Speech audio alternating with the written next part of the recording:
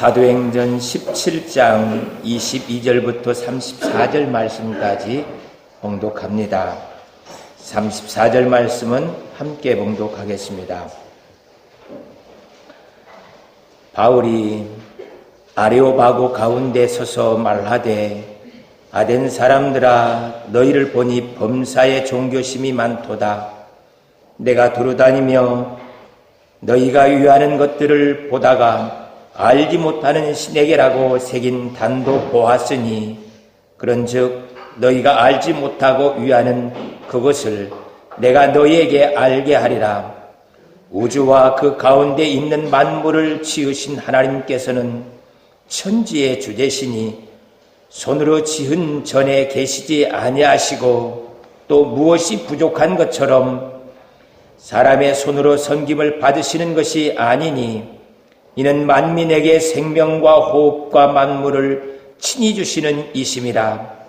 인류의 모든 족속을 한 혈통으로 만드사 온 땅에 살게 하시고 그들의 연대를 정하시며 거주의 경계를 한정하셨으니 이는 사람으로 혹 하나님을 더듬어 찾아 발견하게 하려 하심이로되 그는 우리 각 사람에게서 멀리 계시지 아니하도다. 우리가 그를 힘입어 살며 기동하며 존재하느니라.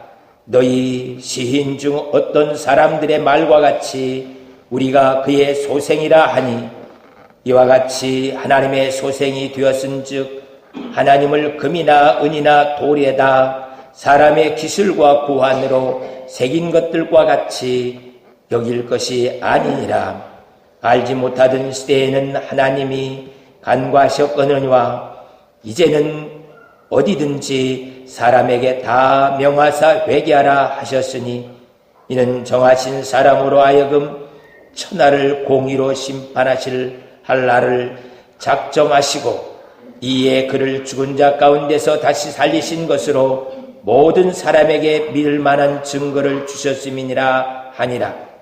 그들이 죽은 자의 부활을 듣고 어떤 사람은 조롱도 하고 어떤 사람은 이 일에 대하여 내 말을 다시 듣겠다 하니 이에 바울이 그들 가운데서 떠나매 몇 사람이 그를 가까이하여 믿으니 그 중에 아레오바고 관리 디오노시오와 다말이라 하는 여자와 또 다른 사람도 있었더라. 아멘. 우리들이 살아가면서 많은 말들을 하게 되어지는데 그 말들이 정확하게 전달되지 않기 때문에 오해들을 하면서 지내는 것들을 보게 됩니다.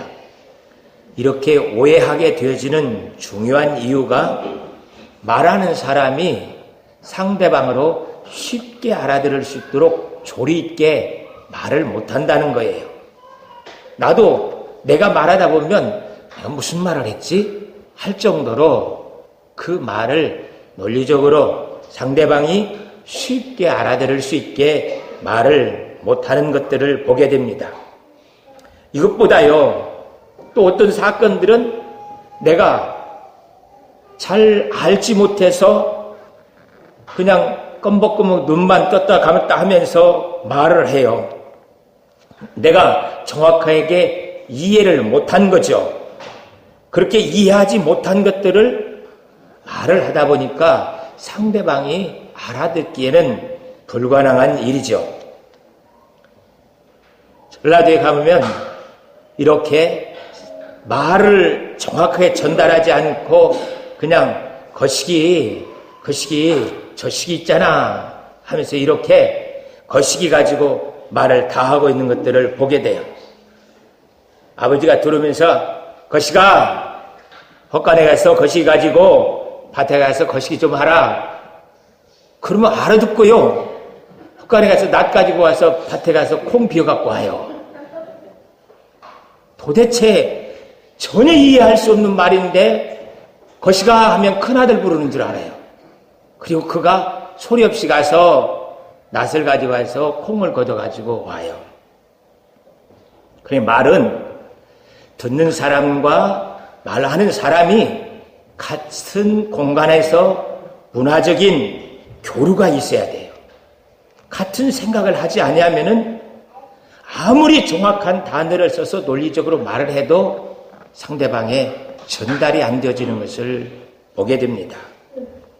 아버지가 또 들어오면서 마당에 있는 대나무가 보기 싫어서 아들아, 저 대나무 보기 싫으니까 삽으로 뿌리채 뽑아갖고 다 버리라 그래요.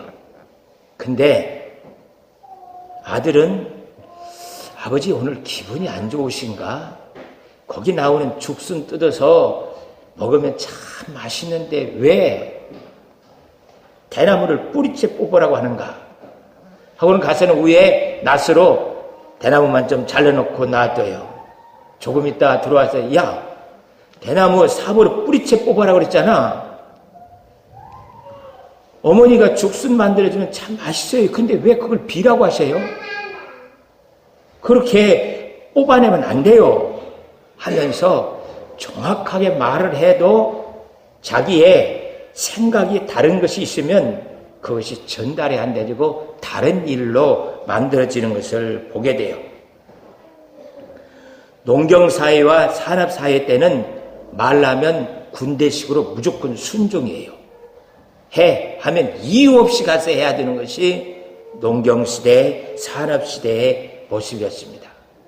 아버지가 가서 대나무 뿌리채 삽으로 뽑아라. 그러면 이유 없이 가서 하는 것이 농경시대, 산업사회까지 되어졌던 일이에요. 그러나 정보화 시대는 내가 이해가 안 되면 절대 하지 않습니다. 성경에서 말씀을 해도요, 농경사회, 산업시대는 하나님이 말씀하셨으니까 아멘하고 순종해야지. 그러면 모두가 다 예, 말씀대로 순종하겠습니다. 그랬어요. 그런데 지금은 그렇게 안 돼요. 그런 말씀이 왜 그렇게 했느냐고 자기 머리로 쉽게 이해가 돼야 그 다음에 움직여지는 이 정보화 시대에 지금 우리가 살고 있습니다. 그래서 아버지와 아들이 대나무를 왜 뿌리채 뽑아야 되는가에 대해서 자세히 설명해 주면서 그걸 통하여서 아들이 이해를 하면요, 가서 일하는 것이 재밌어요. 그리고 몸도 안 다칩니다. 쉽게 할 수 있는 일이에요. 그러나 이해가 되지 아니하면은 그 어떤 것들도 행할 수 없게 되어지는 것을 보게 돼요. 성경 말씀은요, 6,000년이라 긴 세월 동안 기독교 역사가 묻어 있습니다. 뿐만 아니라요, 이것은 이스라엘을 배경으로 기록된 말씀들이에요. 기후나 환경이 우리와는 달라요. 역사와 문화도 다른 모습을 가지고 있습니다. 그렇기 때문에 길거리에 지나가는 거시가 너 거시기 조금 해. 전혀 못 알아듣는 것처럼 성경 말씀을 우리가 들려줘도 우리 문화와 환경이 맞지 않기 때문에 쉽게 그거에 대해서 아멘 하고 순종하는 것이 우리에게 용납되지 않는 모습을 보게 돼요. 그래서 성경 말씀을 듣고 읽고 해서 이해가 되어진다는 것은 우리에게는 불가능합니다.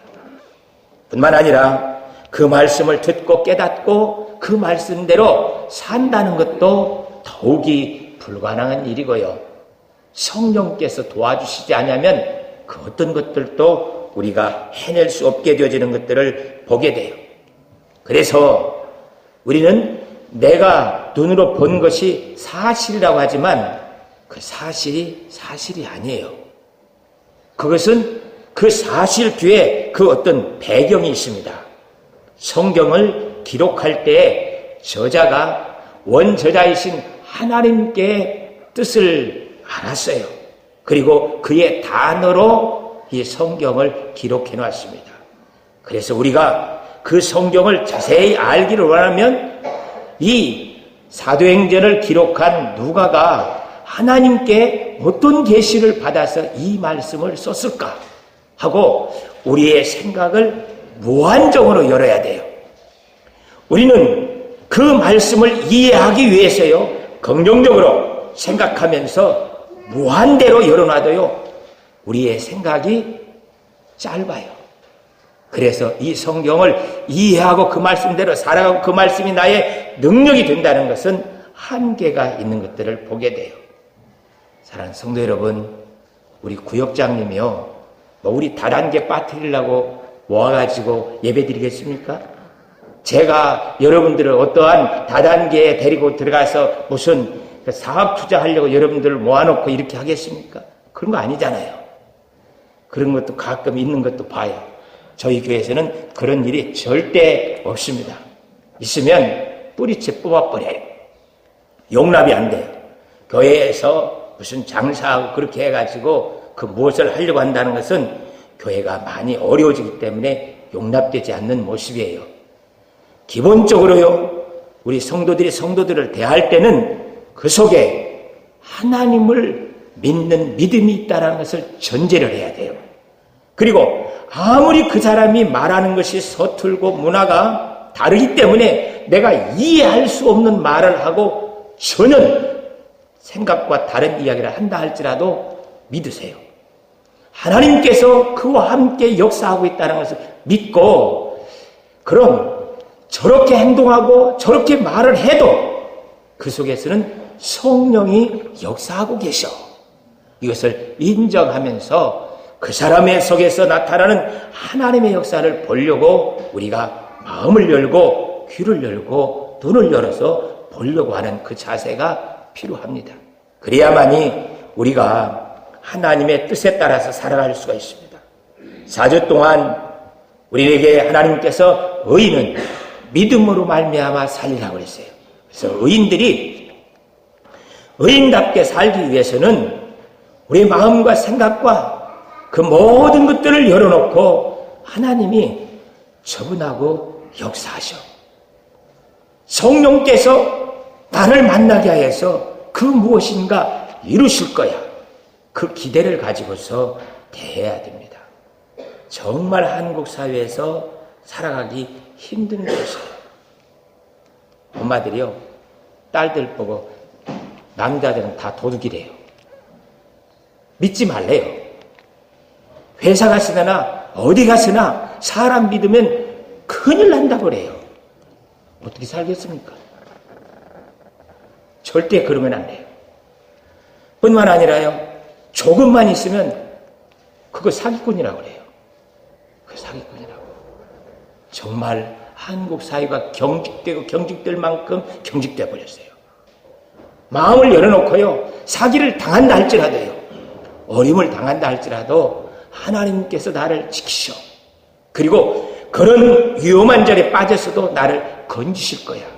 확신을 가지고 하나님 앞에서 그의 역사를 바라볼 수 있는 눈이 우리에게 있어야 합니다. 아버지 하나님, 긍정적으로 하나님께서 내 삶에 개입해서 역사하신다는 것을 분명히 믿고 살아갈 수 있게 은혜를 베풀어 주시옵소서.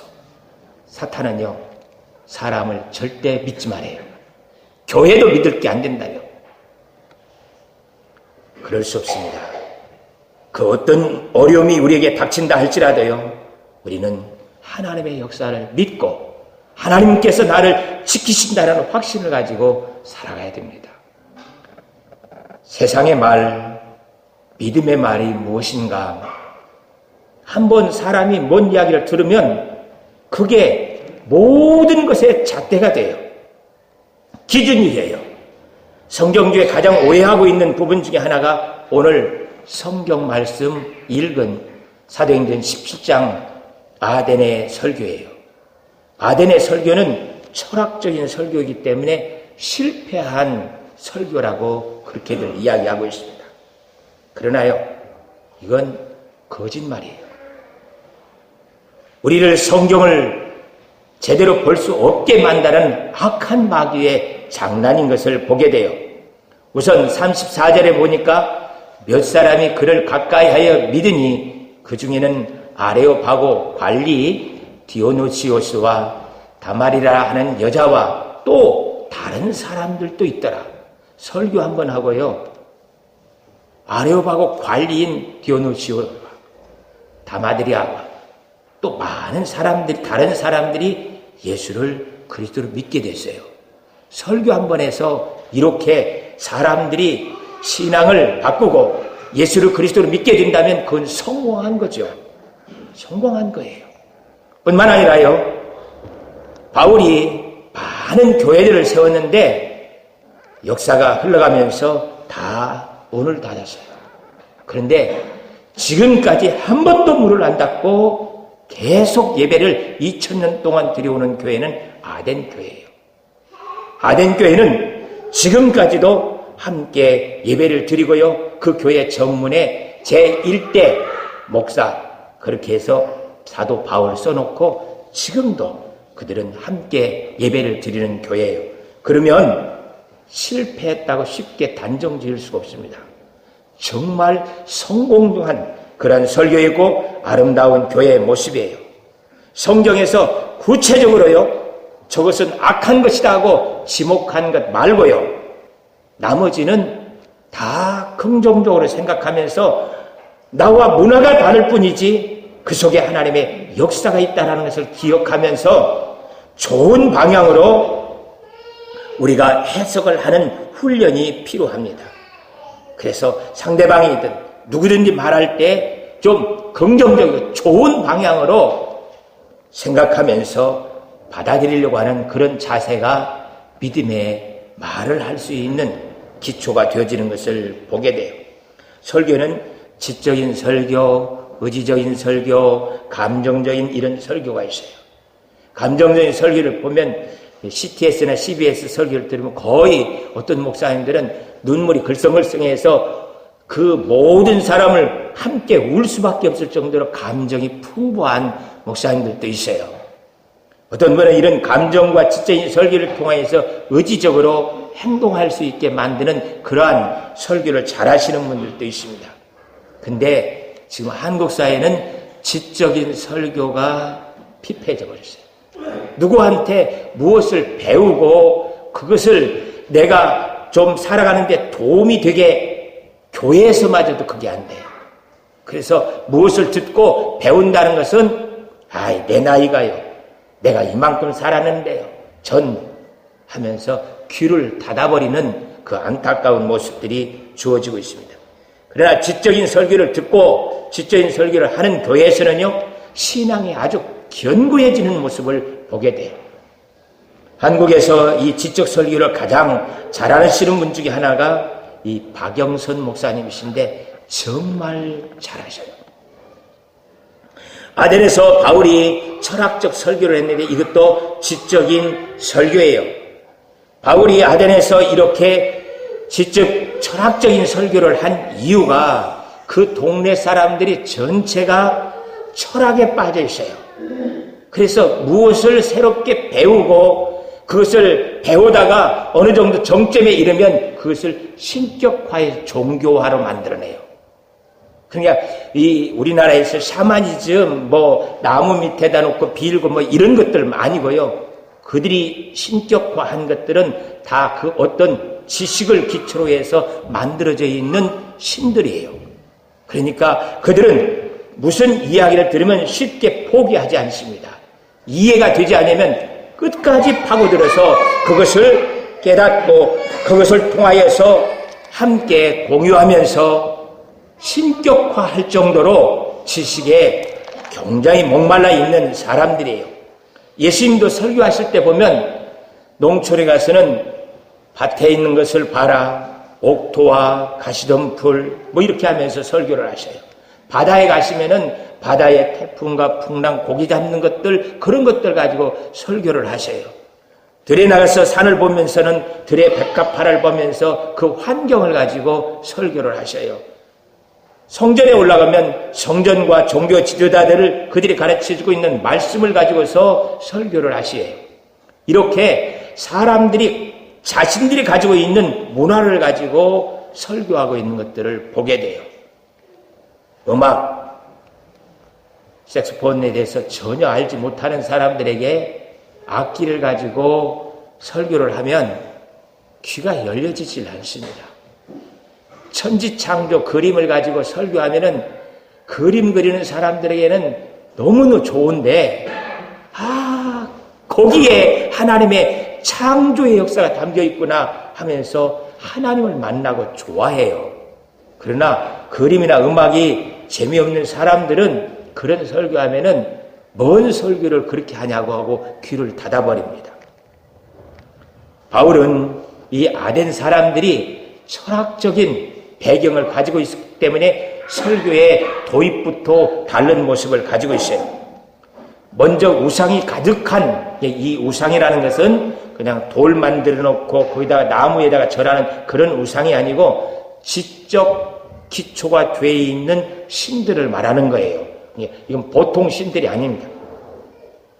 그 우상이 가득한 것들을 격분하면서 유대인과 경건한 사람들을 통하여서 회당에서 논쟁을 합니다. 길거리에 있는 장터에서도 만나는 사람들과 함께 그들에게 변론을 해요. 바울은요, 싸움꾼이 아닙니다. 내가 너보다 지식이 많아, 내가 아는 것들이 많다고 하면서 다른 사람과 논쟁해서 이기려고 하는 사람이 아니고, 바울은요, 예수님이 하나님의 아들 그리스도예요 하고 이것을 전하기는데 여러 방법들을 동원해서 하고 있는 모습이에요. 그래서 어떤 사람들은 우상을 부셔야 된다. 그래서 실제 망치를 가지고 돌아다니면서 우상을 부셔요.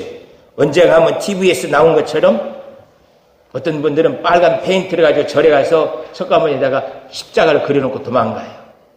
그런다고 해서 그 부처가, 불교가 없어지는 게 아니잖아요.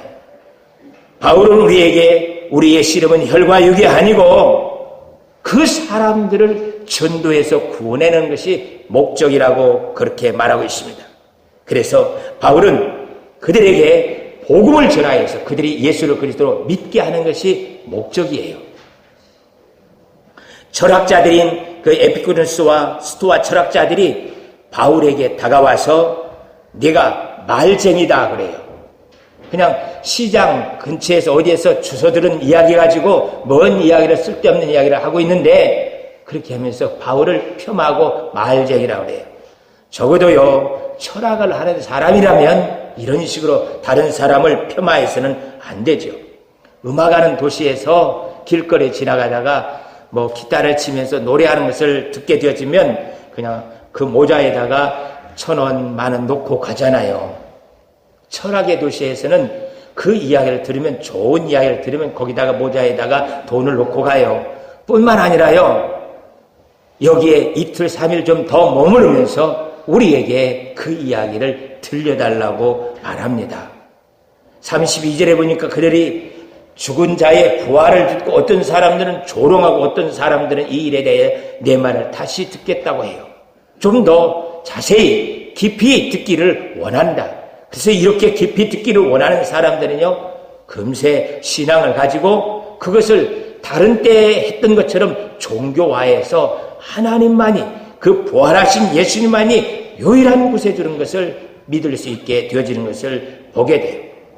그래서 그들은 말쟁이라고 그렇게 바울에게 폄하하면서 또 아레오파고로 끌고 가다 놔도 그 끌려가는 것들 때문에 분내지 않습니다. 말쟁이라고 자기를 이렇게 업신여겨도 분내지 않아요. 그런 것들 때문에 바울이 복음 전하는 것을 포기할 수가 없어요. 가게를 열어놨더니 가끔 술 먹고 지나가는 사람이 와서 가게 와서 그냥 막 소리를 지르고 그러는 거예요. 나 저 사람 꼴보기 싫어서 가게 문 닫아버려 하고 가게를 문을 닫아버리는 사람 없잖아요.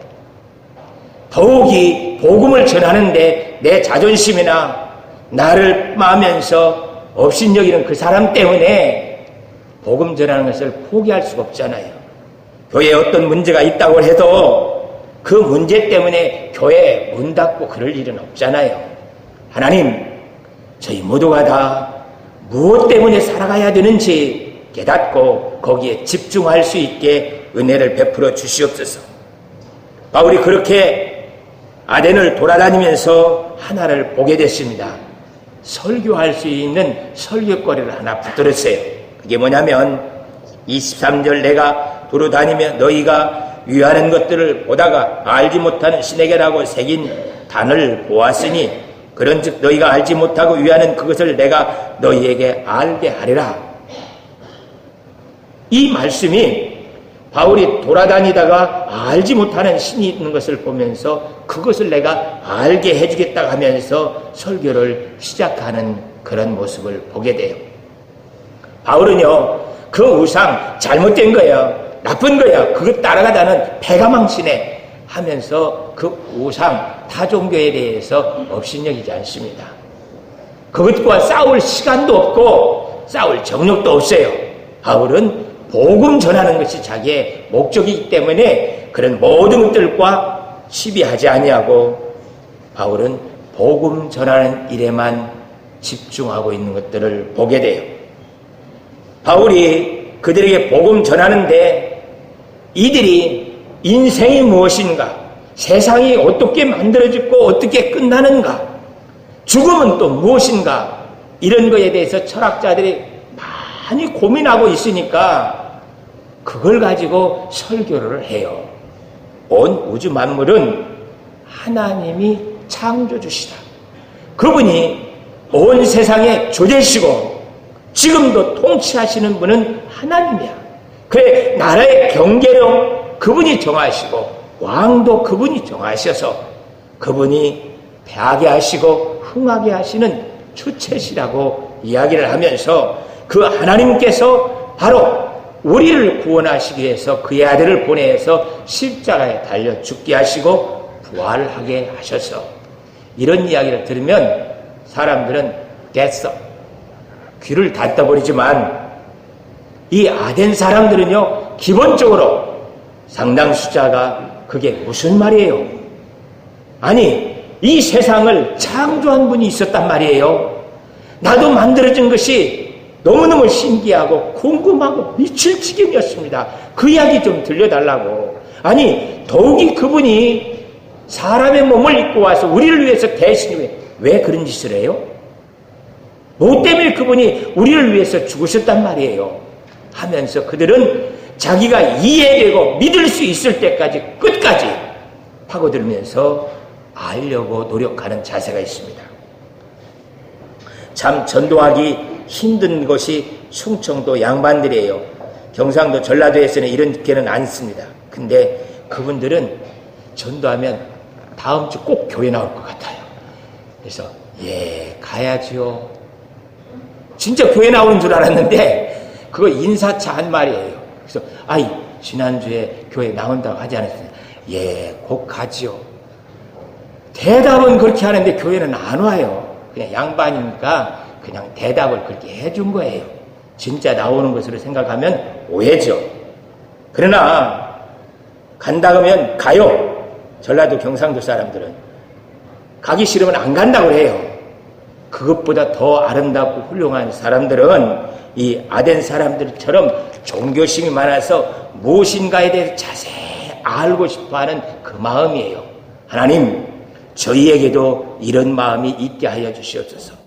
성경을 자세히, 하나님의 능력을 그렇게 기도하면 응답되어지는 것을 아주 자세히 알 수 있게 해주세요. 그냥 머리로가 아니라 삶으로 알 수 있도록 은혜를 베풀어 달라고 기도해야 할 것입니다. 그래서 하나님이 우리에게 역사되어 주시는 것이 무엇인지 바울은 오해하면 안 돼요. 그의 성경 기록한 서신자들을 모든 학자들과 목사님들이 읽으면서 하는 말이 있습니다. 엔 그리스도. 바울은 예수님밖에 모른다. 바울은 그리스도 안에 있는 사람이다. 그래서 그 그리스도 안에 있는 그 바울이 철학자들은 인생이 무엇인가에 대해서, 세상이 무엇인가에 대해서 설명해서 말씀을 전하는데 아주 능한 자예요. 뿐만 아닙니다.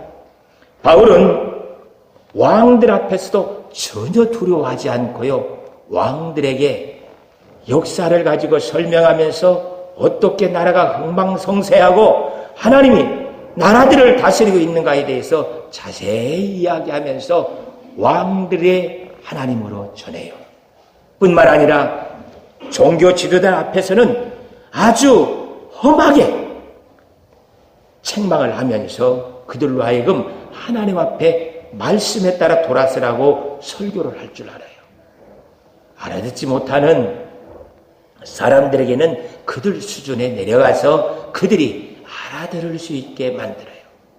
내가 철학을 모르니까 아덴에서 설교한 철학적 설교는 바울이 실패한 것이다. 그렇잖아요. 가장 아름답고 좋은 설교를 했어요. 감정적 설교는 한동안 내가 기분이 좋을 때는 그것이 아멘하고 좋아요. 그러나 내 상황이 어려워지고 마음이 기쁘지 않으면 다 잊어버려요. 의지적인 것들도 내가 행동하고 막 봉사하고 나누고 불쌍한 사람 도울 때는 내가 그리스도인답게 산 것 같아요. 그러나 이렇게 지적인 설교를 하면 가만히 있을 수가 없습니다. 생각하고 또 생각하고, 그리고 안 되면 책 찾아보고, 그리고 안 되면 또 가서 물어보고, 이렇게 하면서 자기 스스로 하나님께 나아갈 수 있게 만들어주는 설교가 지적인 설교예요. 그래서 바울은 그 지적인 설교를 통하여서 아덴 교회를 지금까지 아주 든든하게 세웠습니다. 사랑하는 성도 여러분, 저희 하늘가족교회 온 성도들이 마음을 엽시다. 그리고 귀를 열고 하나님께서 살아계시다. 하나님이 우리를 구원하신 것처럼 저분도 구원하셨고 그분 속에서도 지금도 역사하고 계시다. 나와가 다르다고 생각해서 신앙이 없는 것처럼 폄하해서는 절대 안 된다는 겁니다. 그 속에서 하나님께서 역사하고 있다는 것을 분명히 인정하면서 상대방을 대하고 그 속에서 하나님의 놀라운 능력들을 경험하는 아름다운 저희 하늘가족교회가 될 수 있기를 축복합니다. 기도하겠습니다. 사랑의 하나님 아버지, 내 생각과 내 경험으로 세상을 판단하지 않게 하여 주시옵소서. 아버지 하나님, 은혜 베푸시옵시고 축복하여 주셔서 온 성도들이 기쁨으로 하나님께 나아가며 그 역사를 찬송하는 바울과 같이 그리스도 안에서 그리스도만을 위하여서 하나님의 영광을 위해서 신앙생활할 수 있는 저희들 될 수 있게 도와주시옵소서. 예수 그리스도의 이름으로 기도하옵나이다. 아멘.